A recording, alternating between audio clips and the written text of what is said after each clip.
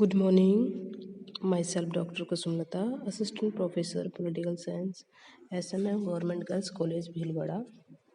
इस वीडियो में हम मानवेंद्र नाथ राय के बारे में अध्ययन करेंगे और उनके मार्क्सवाद संबंधी विचारों के बारे में भी अध्ययन करेंगे। भारत के आधुनिक राजनीतिक चिंतकों में एम.एन. राय को महत्वपूर्ण स्थान प्राप्त है। उन्होंने हमारे समक्ष मौलिक मानववाद रेडिकल ह्यूमनिज्म का आदर्श प्रस्तुत किया है, जिसे राजनीतिक चिंतन में नवीन योगदान समझा जा सकता है। राय ने भौतिकवाद की नवीन व्याख्या करते हुए उसे एक नैतिक पुट प्रदान किया। व्यक्ति की स्वतंत्रता और समानता का जयघोष करके उन्होंने व्यक्ति की गरिमा को आगे बढ़ाया। राय ने दलविहीन लोकतंत्र का सिद्धांत भी प्रतिपादित किया, जो व्यवहारिक न होते हुए भी आकर्षक आदर्श अवश्य है।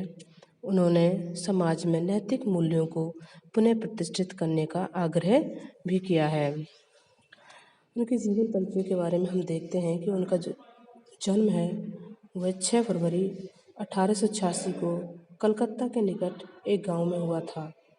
राय का प्रारंभिक नाम नरेंद्र नाथ भट्टाचार्य था।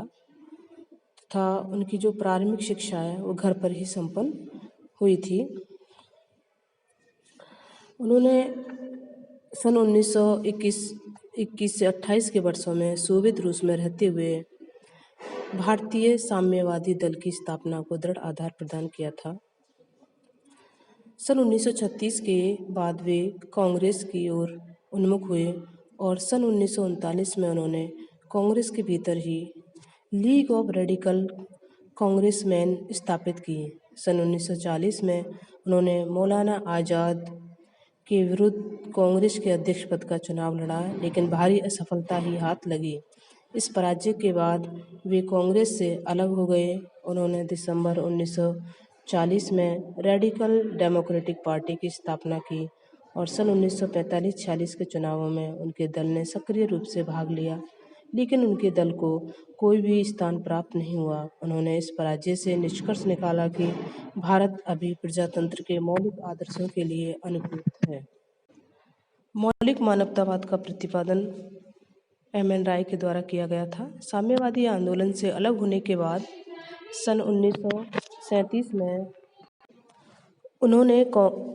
उन्होंने इंडिपेंडेंट इंडिया साप्ताहिक पत्र का प्रकाशन किया और इस पत्र के माध्यम से मानवतावादी आंदोलन को संगठित करने का प्रयास किया था। सन 1947 में वे इस मानवतावादी आंदोलन के साथ पूरे तौर पर जुड़ गए थे। 25 जनवरी 1954 को अपने देहावसान तक मानवतावादी आंदोलन का प्रसार करते रहे। गांधी और कांग्रेस के आलोचक तो वे सदैव थे। जीवन के अंतिम 10 वर्षों में वे कांग्रेस और गांधी जी के कटु आलोचक हो गए थे। जीवन के अंतिम वर्ष उन्होंने स्वतंत्र लेखन चिंतन तथा स्वयं द्वारा स्थापित इंडियन रिनेशा इंस्टीट्यूट देहरादून के निदेशक के रूप में व्यतीत किए थे। उनकी प्रमुख कृतियों में हम देखते हैं कि उन्होंने लगभग 110 के आसपास छोटी बड़ी पुस्तकें लिखी थी। उनकी जो प्रमुख पुस्तकें हैं उनके बारे में हम देखते हैं कि फर्स्ट इसमें उन्होंने लिखा था reason romanticism and revolution, second है मैटेरियलिज्म, थर्ड है इंडिया इन ट्रांजिशन, फोर्थ है Indian problems and its solution, fifth है 1 year of non cooperation and then six है the future of Indian politics.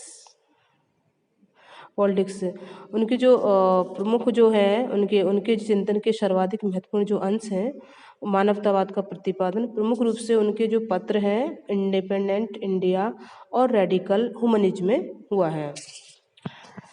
उनके राय और मार्क्सवाद इन दोनों के बारे में राय के कुछ मार्क्सवाद से समानता के बिंदु को हम देख सकते हैं और कुछ उनके विचार मार्क्सवाद से नहीं मिलते जुलते थे। तो उनके बारे में हम देखते हैं कि राय ने सन 1915-17 के वर्षों में अमेरिका में रहते हुए मार्क्स तथा अन्य समाजवादी लेखकों की रचना का पर्याप्त अध्ययन किया था। उन्होंने बहुत शीघ्र ही मार्क्स के द्वंद्वात्मक भौतिकवाद और वर्ग संघर्ष के सिद्धांत पर अधिकार जमा लिया और वे मार्क्स के दर्शन से प्रभावित हुए। उन्होंने मैक्सिको में साम्यवादी दल की स्थापना की और साम्यवादी अंतर्राष्ट्रीय के संस्थापक सदस्य के रूप में अपने दृढ़ मार्क्सवादी होने का परिचय भी उन्होंने दिया था। उन्होंने भारत में साम्यवादी आंदोलन को आगे बढ़ाने के लिए भारी प्रयास भी किए थे। उन्होंने इस विचार का प्रतिपादन भी किया कि भारतीय दरिद्रता ब्रिटिश साम्राज्यवाद और देशी सामंतवाद, जिसमें जमींदार और पूंजीपति के शोषण का परिणाम है, और इस दरिद्रता का उन्मूलन तभी संभव है जबकि ब्रिटिश साम्राज्यवाद और उसके आधार रूप में कार्य करने वाली इस देशी सामंतवादी व्यवस्था को जड़ से समाप्त कर दिया जाए। राय के मार्क्सवाद में आस्था के कुछ बिंदुओं को हम निम्न प्रकार देख सकते हैं।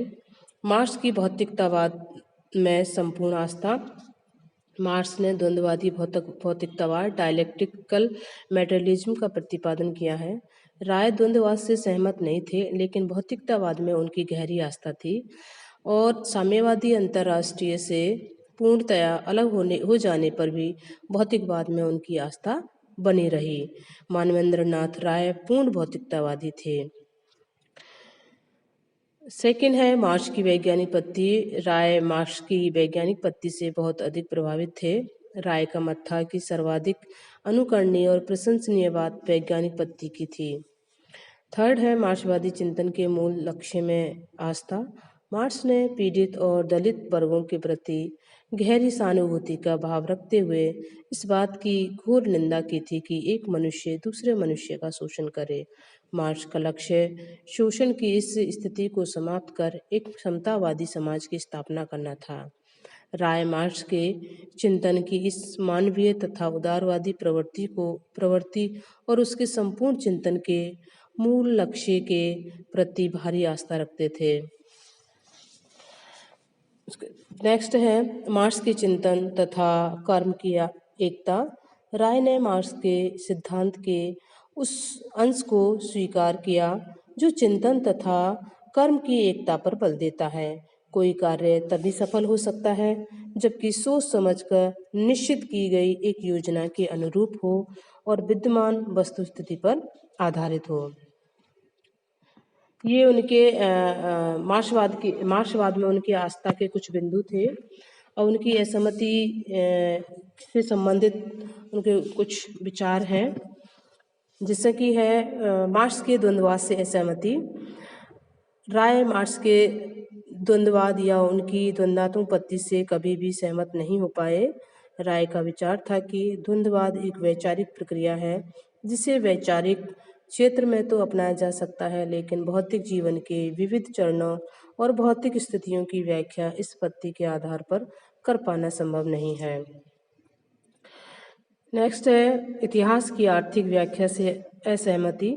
राय मार्क्स की वैज्ञानिक पद्धति के भारी प्रशंसक थे, लेकिन साथ ही इतिहास की आर्थिक व्याख्या या कहें आर्थिक नियतिवाद से वे कभी भी पूर्ण सहमत नहीं हो पाए थे। उनका विचार था कि इतिहास के भावी स्वरूप को पूर्णतया निर्धारित करने का कोई भी प्रयत्न मानव की सृजनात्मक भूमिका की उपेक्षा है। राय मार्क्स की इस बात से भी सहमत नहीं थे कि एकमात्र भौतिक प्रक्रिया मानवीय जीवन के स्वरूप को निर्धारित करती है। नेक्स्ट है वर्ग संघर्ष के समाज शास्त्र में संदेह। मार्क्स वर्ग संघर्ष को मानवीय जीवन का एक मूल तत्व मानते हैं। राय स्वीकार करते हैं कि मानव समाज में समय समय पर विभिन्न वर्ग अवश्य रहे हैं और उनमें संघर्ष भी रहा है, लेकिन उनका कहना है कि वर्ग संघर्ष के इस तत्व की तुलना में आपसी सहयोग, सामाजिक एकता और बंधन के तत्व अधिक प्रमुख रूप से रहे हैं, जिनके सहारे मानव समाज अब तक टिका हुआ है। यदि वर्ग संघर्ष ही मानव समाज में प्रमुख होता तो मनुष्य अब तक लड़ भिड़ कर समाप्त हो गया होते। नेक्स्ट है मध्यम वर्ग के संबंध में मार्क्सवादी दृष्टिकोण त्रुटिपूर्ण। राय के अनुसार मार्क्स की यह धारणा गलत है कि मध्यम वर्ग का लोप हो जाएगा। मार्क्स की भविष्यवाणी के सर्वथा विपरीत मध्यम वर्ग का उल्टे विकास हुआ है और आर्थिक प्रक्रियाओं के विस्तार के साथ मध्यम वर्ग की संख्या बढ़ रही है। नेक्स्ट है वर्ग संघर्ष के अधिनायकवाद, जिसे सर्वाधिकारवाद की भी कहा जाता है, की आलोचना। मार्क्स ने पूंजीवादी व्यवस्था के अंत के बाद सर्वहारा वर्ग के अधिनायकवाद की स्थापना का प्रतिपादन किया है। व्यवहार में स्थिति यह है कि आधुनिक युग की विशाल राजकीय सेनाओं के सामने सर्वहारा वर्ग की शक्ति नगण्य है और मार्क्स जिससे सर्वहारा वर्ग का अधिनायकवाद कहता है, व्यवहार में वह राज्य का सर्वाधिकारवाद होता है। नेक्स्ट है मार्क्सवादी दर्शन में मानव तत्व की उपेक्षा। मानव जो कि स्वतंत्रता प्रिय, कल्पनाशील और रचनात्मक प्रवृत्ति का प्राणी है, मार्क्सवादी दर्शन और उससे भी अधिक मार्क्सवादी व्यवस्था में एक साधन मात्र बना दिया गया है। मानव का विकास नैतिक, बौद्धिक, सामाजिक और नैतिक स्वतंत्रता से ही संभव है। मार्क्सवादी दर्शन में व्यक्ति को इस स्वतंत्रता से वंचित कर समष्टि की वेदी पर व्यक्ति का बलिदान कर दिया गया है। नेक्स्ट है मार्क्सवादी दर्शन में नैतिकता के लिए कोई स्थान नहीं। मार्क्स ने अपनी समस्त विवेचना में भौतिक नियमों को ही महत्व दिया है, नैतिक नियमों को उचित महत्व नहीं दिया। राय की दृष्टि में मार्क्सवाद का यह बहुत बड़ा दोष है कि वह समाज के विकास में नैतिक शक्ति और सत्ता की अवहेलना करता है। राय कहते हैं कि जीवन में नैतिक नियमों का महत्व भौतिक नियमों की तुलना में भी अधिक है। नेक्स्ट है इसमें हिंसक पद्धति के स्थान पर शांतिपूर्ण तरीके में विश्वास। मार्क्सवाद हिंसा और बल प्रयोग की प्रवृत्ति में विश्वास करता है। राय सामाजिक स्थिति में परिवर्तन के पक्षधर हैं, किंतु उनके द्वारा सुझाया गया परिवर्तन का मार्ग हिंसा पर आधारित नहीं है। राय का विचार है कि मार्क्स द्वारा प्रतिपादित हिंसात्मक तरीका ही व्यवस्था में परिवर्तन का एकमात्र उपाय नहीं है। वे शांतिपूर्ण तरीके से राजनीतिक एवं सामाजिक स्थितियों को सुधारना उचित समझते हैं। साधन तथा साध्य के अटूट संबंधों के विषय में उनका पूरा विश्वास था।